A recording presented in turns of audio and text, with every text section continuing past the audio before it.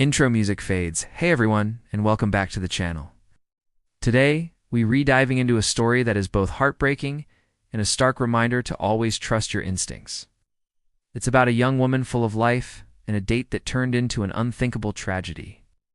Imagine Alan Beagley opening a letter, expecting another message of sympathy. His daughter Kate had only recently passed, and condolences were flooding in.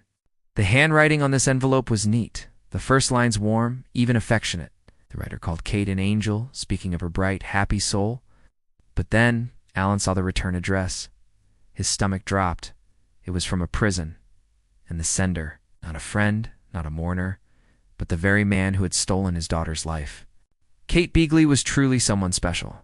Born and raised in Hounslow, West London, she was independent, funny, and incredibly compassionate. Her family described her as having a heart of gold and a good head on her shoulders. At 32, she was thriving as a national compliance manager, but her real dream was to travel the world. Smart, reliable, and endlessly kind, Kate was loved by her colleagues, adored by her friends, and a source of immense pride for her parents. Despite her full, vibrant life, Kate felt something was missing: love. She longed to find someone genuine, kind, and loyal. By the spring of 2007, she was single and hopeful, ready to meet someone new. That's when Carl Taylor entered the picture. Carl was 27, from Notting Hill, working part-time as a fitness trainer, and even volunteered coaching kids' soccer. At first glance, he seemed like one of the good guys. Women were drawn to his confidence, charming smile, and captivating presence. But behind that allure lurked an unstable and unpredictable individual. He had a past conviction for deception and had even attempted to take his own life. His moods swung wildly, from laughter to tears to anger, all within minutes. But none of this was visible that warm May evening in 2007. Kate and her friends were out at the CC Club in London's West End. It was meant to be, just a fun night of dancing and catching up. Then she met Carl. He was attentive, engaging, and seemed genuinely interested in her. They talked for hours, exchanged numbers, and for Kate, who'd experienced her share of disappointing dates, Carl seemed refreshingly sincere. They started texting immediately and quickly planned their first real date for May 30th, 2007. Kate was excited. She told her friends she thought Carl was different, sweet, polite, maybe even the one. She picked him up in her silver Volkswagen Golf, and they headed to Richmond for the evening. But that excitement wouldn't last. The date was awkward from the start. They sat by the River Thames, but instead of easy conversation, there were long silences. The charming man from the club seemed distant and arrogant. At a nearby pub, Kate realized he only wanted to talk about himself, bragging endlessly and barely letting her speak. She even texted her friends during the date, complaining that he was full of himself, and she couldn't wait for it to end. Around 10:30 that night, Kate told Carl she needed to head home for work the next morning. She dropped him off, said goodnight, and drove away. The next morning, Kate didn't show up for work. Her coworkers immediately noticed. She was never one to miss a shift without notice. Her family couldn't reach her. Panic set in. Her car was missing, her apartment empty. After 24 agonizing hours, she was reported missing. Detectives began piecing together her last movements. Her friends told them about her date with Carl Taylor, making him their primary lead. When police called Carl, he sounded cooperative and concerned. He claimed that he had drinks by the river and Kate dropped him off at a bus stop around 10:30, saying that was the last time he saw her. But his story quickly unraveled. Carl's mother told police that her son had come home that night driving a silver Volkswagen Golf Kate S car.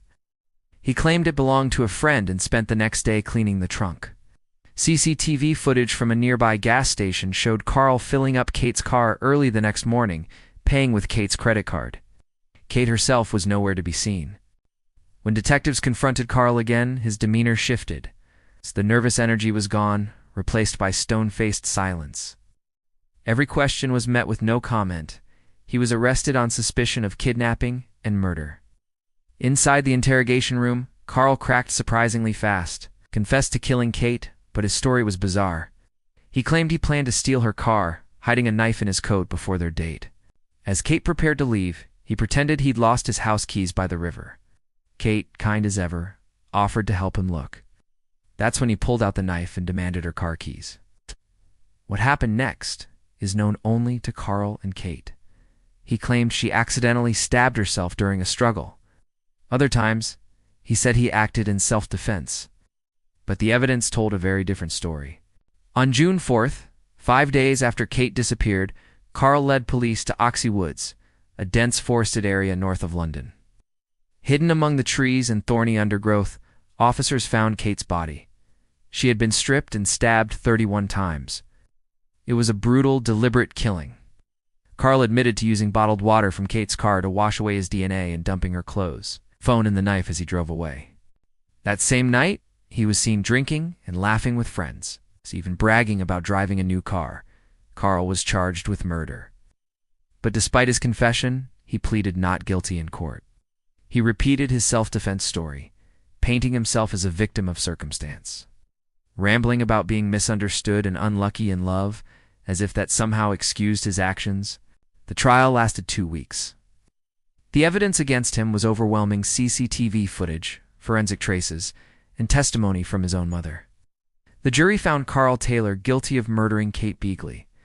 He was sentenced to life in prison with a minimum of 30 years before he could even be considered for release. He showed no emotion as the verdict was read. For the Beagley family, the nightmare didn't end there. A few months later, Alan Beagley received that letter from Carl Taylor, written from his prison cell. In it, he described himself as a good man rejected by society, claiming life was unfair for good people like him. Then came the line that made Alan's hands shake. "Without any doubt, what I did was wrong," Carl wrote. "But ask yourself this: whose life have I really taken?" Alan didn't answer. There was nothing left to say. His daughter's life had been stolen by a man who mistook charm for power and kindness for weakness.